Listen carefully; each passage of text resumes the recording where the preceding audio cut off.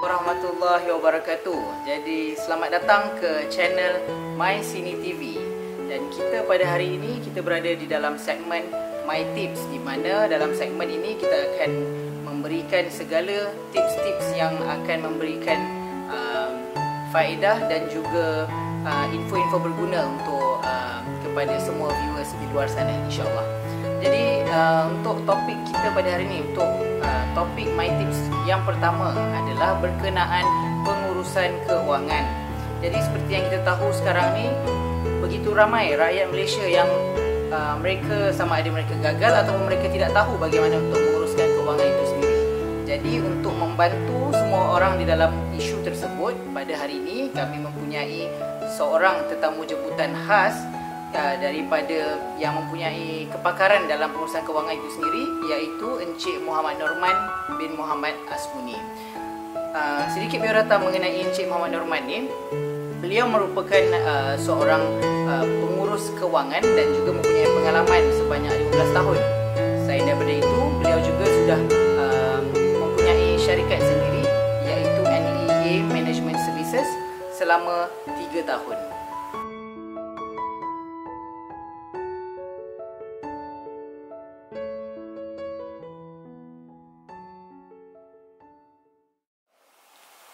Bismillahirrahmanirrahim. Alhamdulillahirabbil wassalatu wassalamu ala asyrofil anbiya'i wa ala alihi washabihi ajma'in.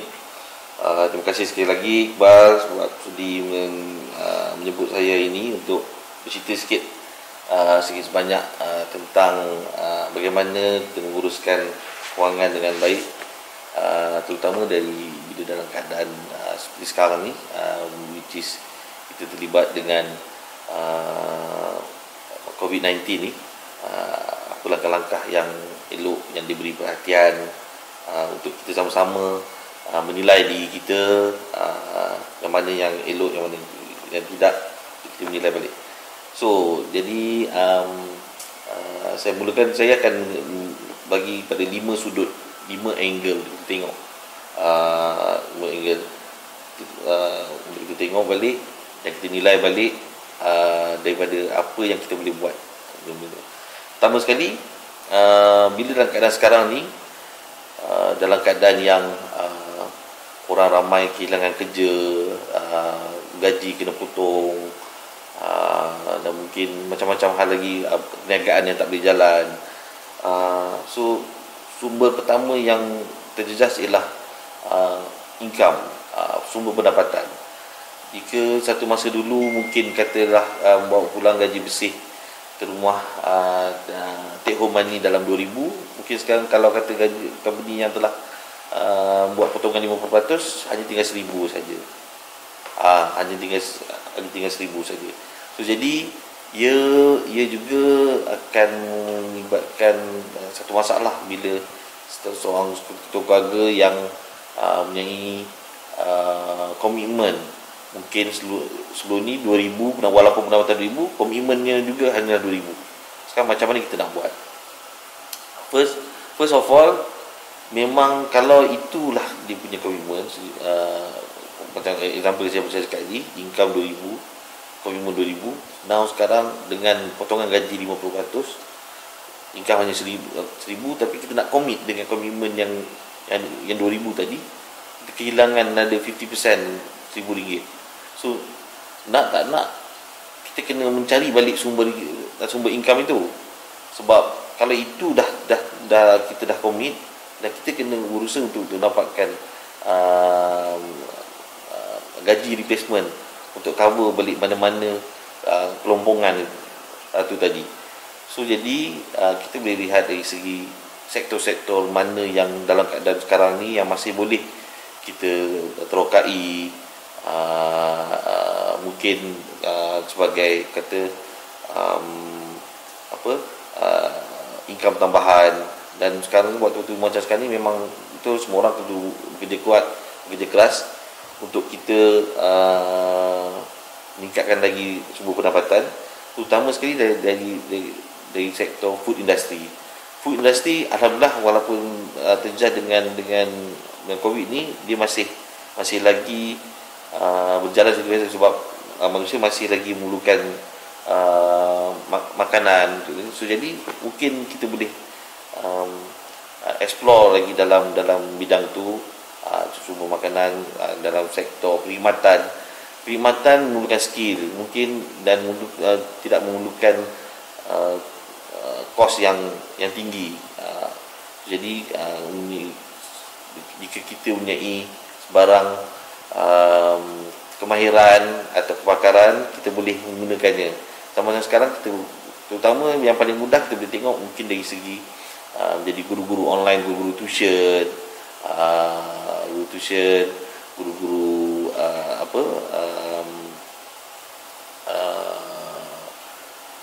dan macam-macam lagi lah. So jadi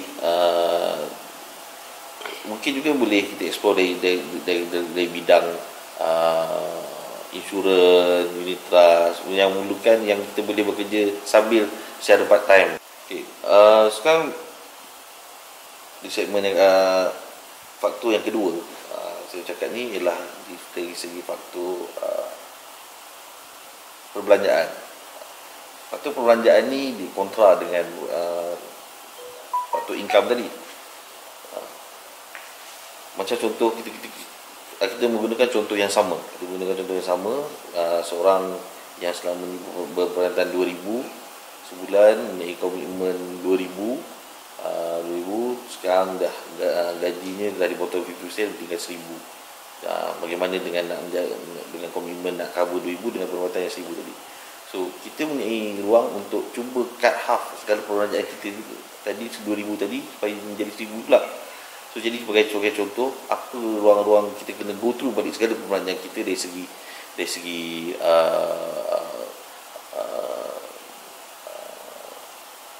kita punya belanja harian kita, dan monthly punya perbelanjaan kita go through satu persatu. Mungkin kita boleh dari segi perbelanjaan itu kita boleh tengok dari segi mungkin kita boleh penukaran brand. Instead of mungkin dulu kita pakai jeans Levi's, mungkin kita boleh guna jenama yang lebih murah. Sebagai contoh, kita dulu menggunakan brand beras yang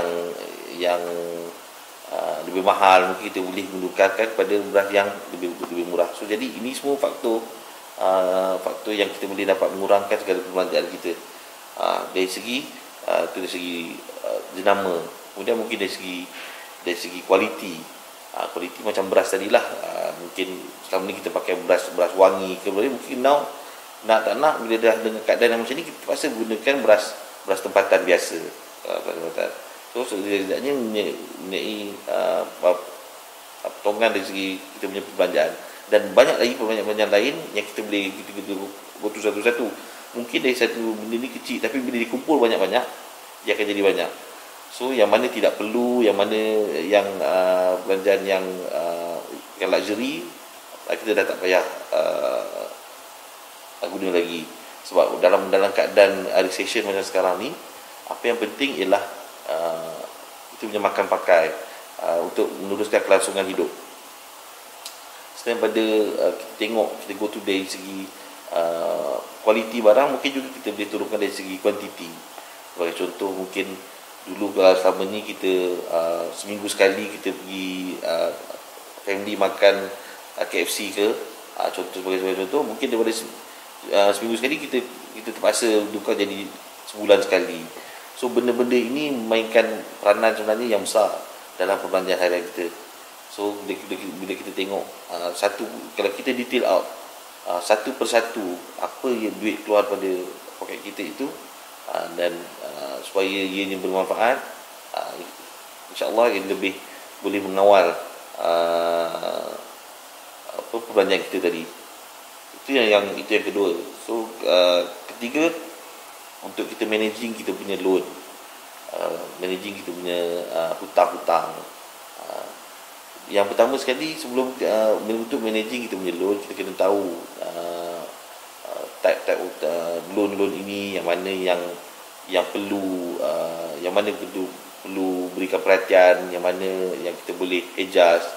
So macam apa yang berlaku sekarang ni, seperti contoh kerajaan memberikan moratorium demi penangguhan pembayaran. Jika kita dalam keadaan yang terdesak macam sekarang ni, kalau benda ini adalah satu peluang untuk kita ambil supaya kita dapat menangguhkan pembayaran tu dan kita bayar balik 6 bulan akan datang apabila kita boleh recover pendapatan kita pada ketika itu.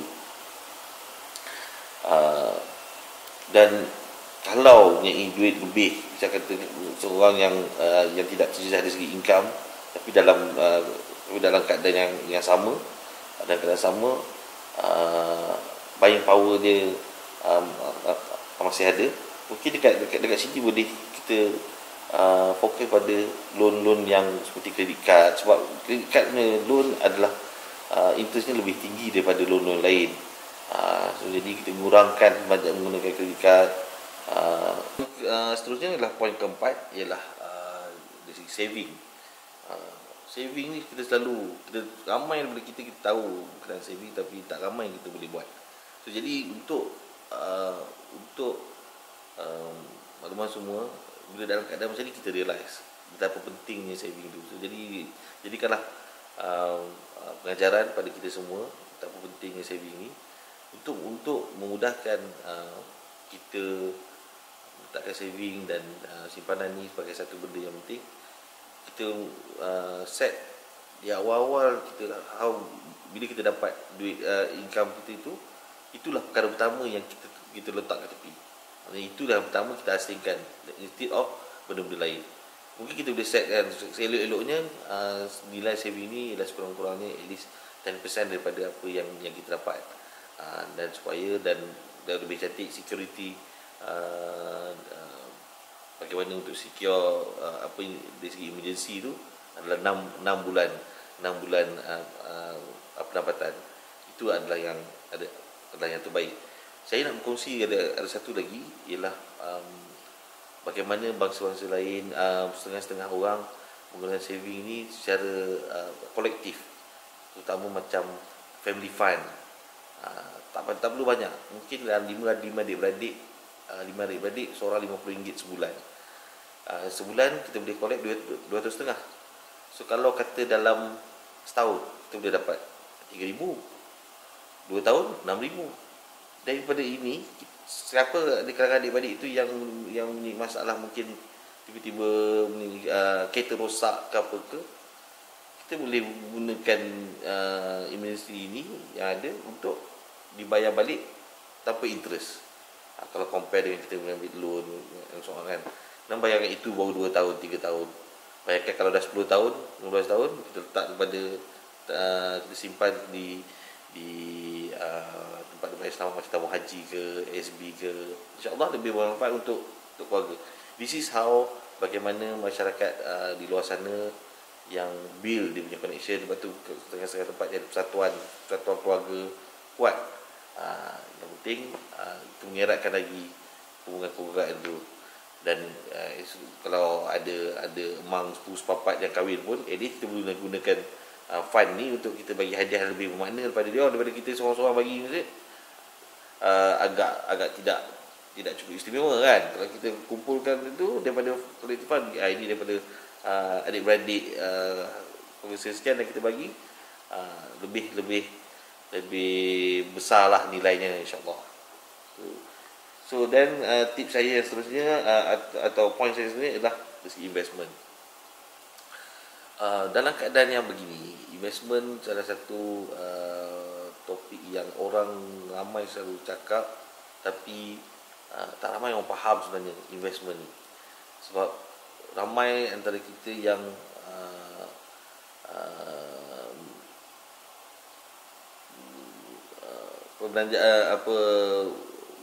melabuhkan kewangan pada tempat-tempat yang tidak sepatutnya. First of all, rule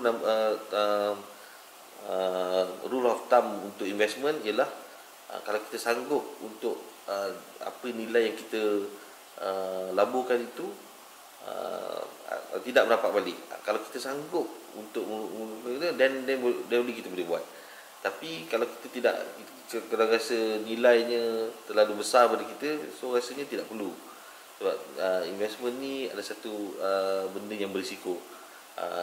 Semua benda yang high risk, high return. So kalau kita nak yang low return, then low risk, dia mungkin ada benda-benda yang low return.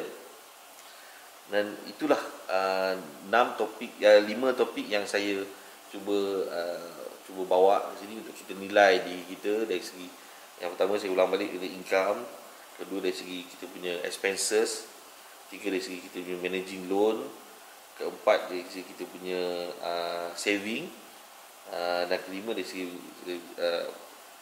investment. So, dan saya bagi bonus point yang keenam ialah doa. InsyaAllah dengan doa adalah satu senjata senjata orang mukmin. InsyaAllah ia akan menjadi lebih baik untuk semua orang. Sekian, terima kasih.